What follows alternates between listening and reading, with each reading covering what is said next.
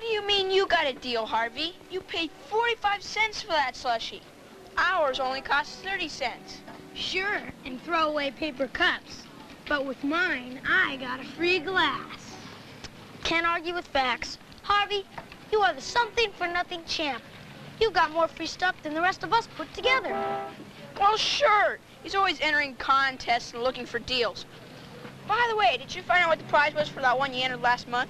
Oh, the one in Suburban Gentleman's Magazine? No, that part of the page was torn off. What's the difference with the prizes, as long as it's free? Maybe the prize old Mrs. Mosley's house. Well, that spooky old house is one thing that I wouldn't even take if it was free. I wonder if old Mrs. Mosley really is dead. My dad says she's been gone so long she must be. Yeah. I wonder how she died. Probably like this. Oh, come on. Let's go take a look at the old Mosley place. Yeah. Go.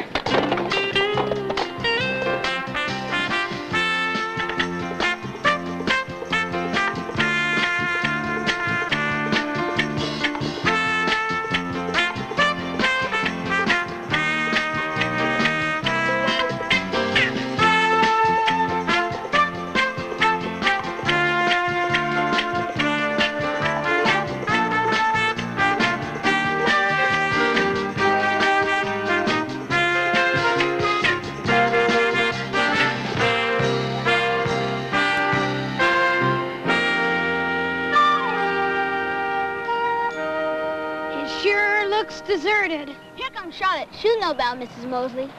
Charlotte thinks she knows everything, just because her dad owns the paper. Well, I know if I wanted to find out about Mrs. Mosley, I wouldn't just stand around talking about it. I'd go up to her house and investigate. Oh, yeah? What makes you think I wouldn't? Because you don't even have the nerve to climb over the fence, Harvey Small.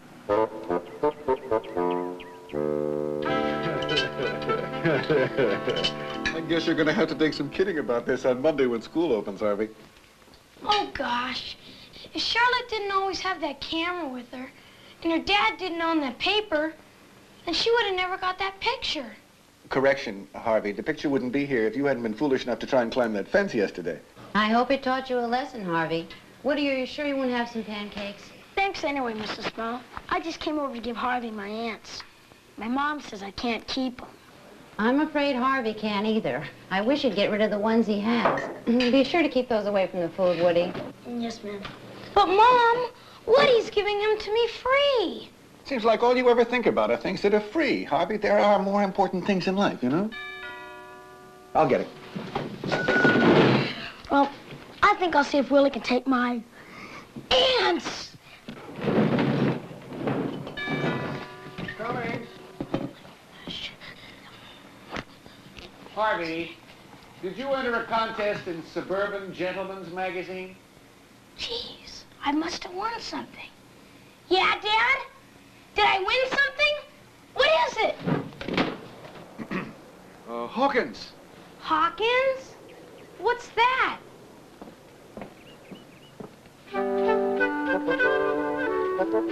I am Hawkins, sir. You have won my services as a gentleman's gentleman for a period of 1 month.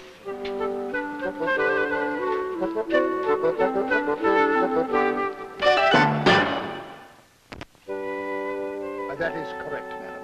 For the next 30 days, I shall be attending to Master Harvey's every personal need. Well, gosh, if I would have known before I entered that the free prize was the gentleman's gentleman. Nothing against you, of course, but I'm only 11 years old. Quite so, sir. But the contest rules impose no age restriction. Therefore, you are the valid winner. Be that as it may, Mr. Hawkins, I'm afraid... Forgive me, sir. Just Hawkins. Oh, yes. Well, Hawkins, I'm sorry, but I'm afraid this is one free prize that Harvey just cannot accept. Harvey, will you stop wriggling? May I call you a cab, Hawkins? Well, that's very kind of you, sir, but I'm afraid I have nowhere to go. Fortunately, I'll be starting a permanent position in a month with another gentleman, but until then, You see, sir, gentlemen's positions are all but impossible to find these days. Oh, dear. Well, we can't just turn him out into the street. Maybe it's just as well. You can use a little supervision, Harvey, and teaching you some of the gentlemanly values in life isn't such a bad idea either. I think maybe this is going to work out all right. After you unpack, Hawkins, we'll discuss Harvey's schedule with you. Oh, gosh, Dad. Cow. Greek, Wait till the other guys hear about Italian. this.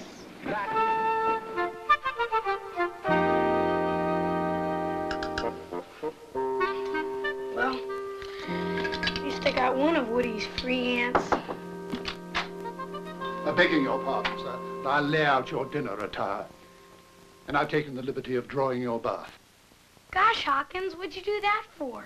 I know what a bath looks like. In that case, sir, we'll forget about the drawing. I filled the bath for you. Thanks. As soon as I get undressed. May I be of assistance, sir? No! Oh, no! What's my mom gonna say after what happened with Woody's ants? I'll attend to it, sir, while you finish disrobing.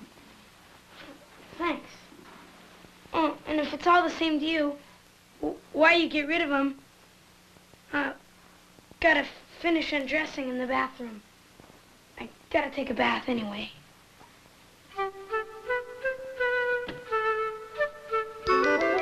Good evening, sir.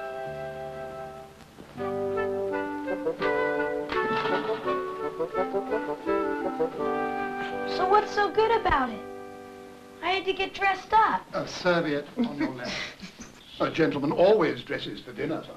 And may I add that you look splendid. Thanks.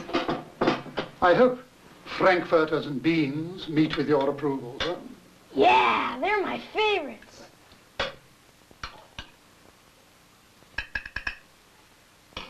But is this all a gentleman gets? For a first serving, yes, sir. But a gentleman may have as many servings as he wishes. All right. I just ring at any time, day or night? Whenever you wish to summon me, son. Ooh, one of my ants. Dreadfully sorry, sir. Yes, I must have overlooked this one.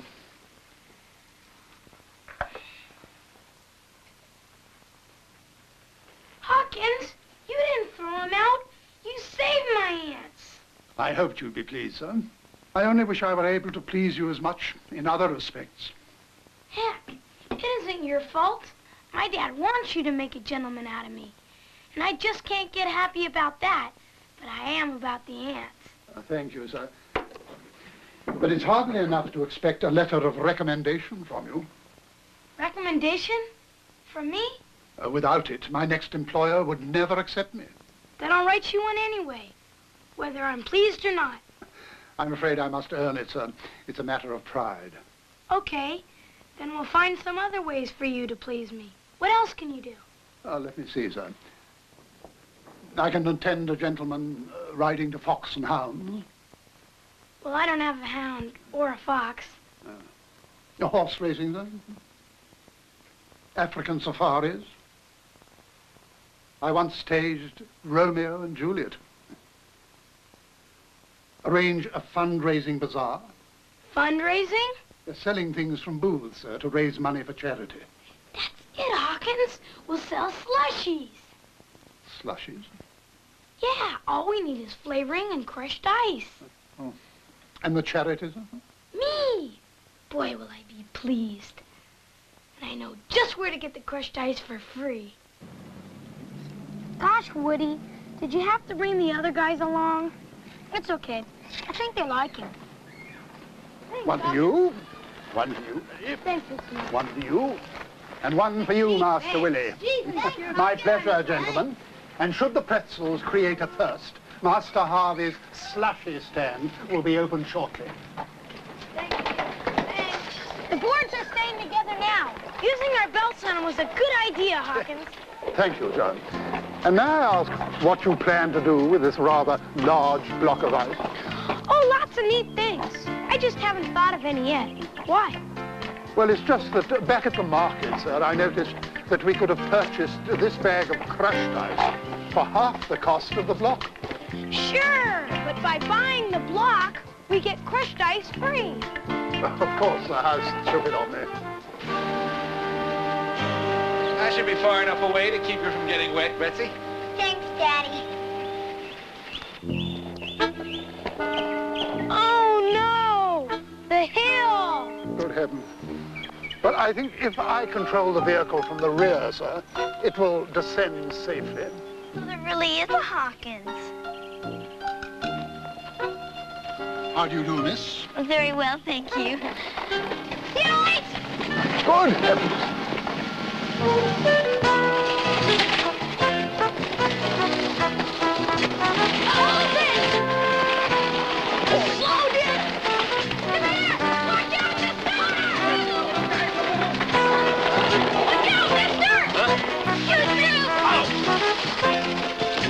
Dreadfully sorry. Out of the way!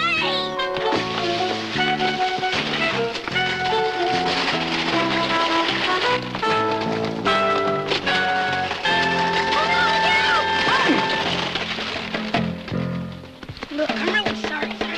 Don't touch the U.S. mail. Morning. Dreadfully sorry.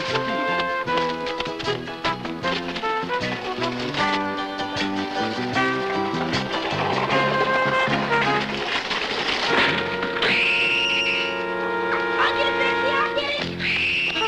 Oh, good heavens. I'll get it.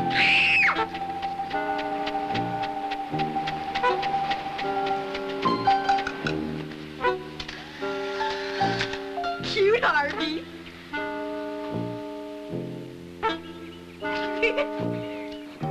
I'm sorry, Master Harvey.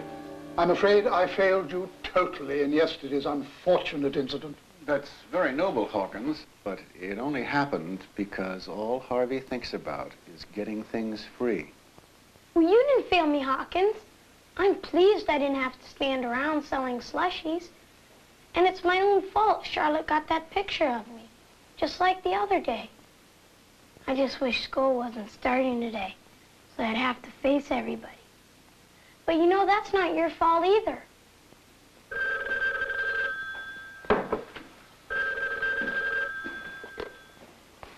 The small residence. Oh, good morning, sir. I hadn't expected to hear from you for a few weeks yet. The chocolate of the day. Yes. Yes, sir, I've seen it. I see. Yes, of course, sir, I understand. Thank you for calling, sir. That sounded as if this picture cost you your permanent job, Hawkins. It's of no consequence, sir. If there's nothing else, Master Harvey, I'll lay out your clothes for school. Poor Hawkins. He'll have no place to go, no one to turn to. And it's all my fault. Here, you want to trade?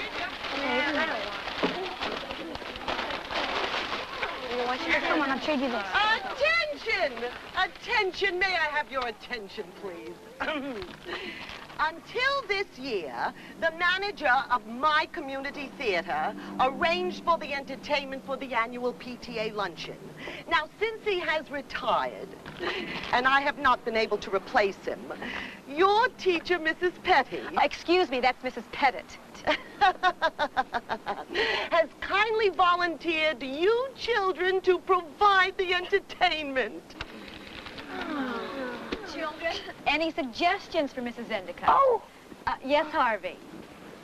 Me, Woody, Willie, Eddie, Irving, and David will put on a play. What are you talking about? You're crazy, boy. Settle down. I think it's a fine idea, Harvey. What play did you have in mind? Romeo and Juliet. No way! Come on, you guys. When Hawkins lost his job, you said you'd do anything to help. And we will. But what's Romeo and Juliet got to do with Hawkins? Everything. He's done it before. He can stage it for us. Besides, Miss Endicott might be impressed enough to hire Hawkins as a manager at our community theater. But who are we gonna get to play Juliet? Oh,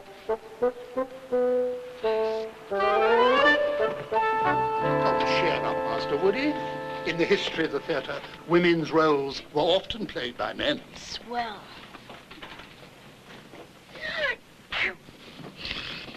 We've got problems, Hawkins. Willie's our prompter. Oh.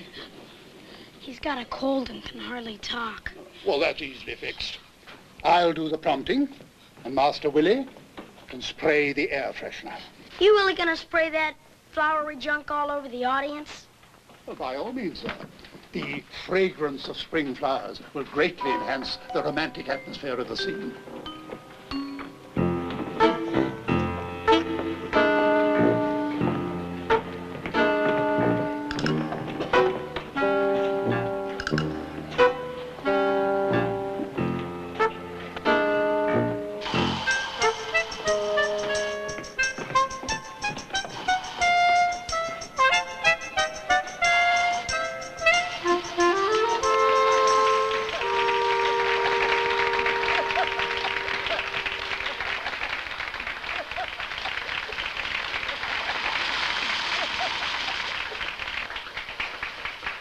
Oh, be some other name belonging to a man. What's in a name? What's in a name? What's in a name that which we would call a rose, by any other name would smell as... Ew, what's that smell? Bug spray! Oh, I'm allergic to bug spray! Oh.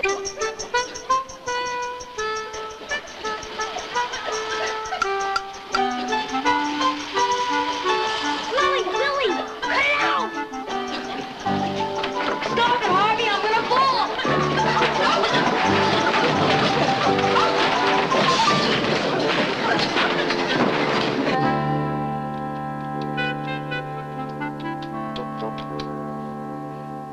Hello? You really getting up in the world, Harvey? This time he made the evening paper. And ruined any chance of Mrs. Endicott hiring Hawkins. But I got an idea. Did you read the article about the weird lights out at the old Mosley place? Maybe it's Mrs. Mosley's ghost. Yeah, that's what I'm going to find out tonight. Oh, you're crazy. Besides, Hawkins would never allow it. I know. I'm leaving him a note to meet me out there. If we can find out what's making those weird lights, we might get our picture taken and be in the paper for being heroes. If that happens, someone will want to hire Hawkins. And you'd be able to face the other kids again. Yeah, but the important thing is Hawkins. Now give me 20 minutes, then call Charlotte. Tell her to go out to the old Mosley place with her camera, 'cause the mystery's been solved. Gotta go.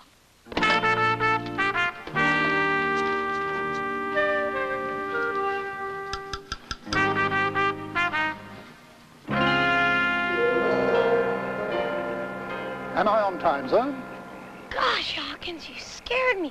Well, how'd you get here so fast? Well, I took the liberty of using your velocipede, sir. Huh?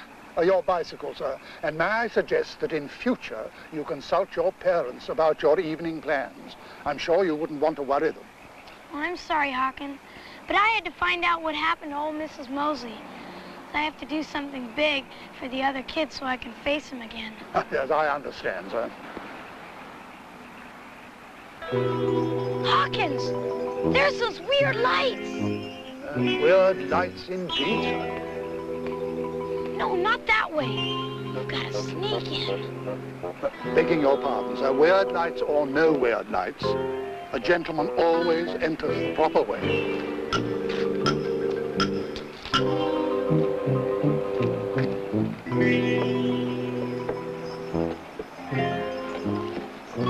I don't see too well in the dark, sir. Oh, would you mind terribly holding on so I don't trip?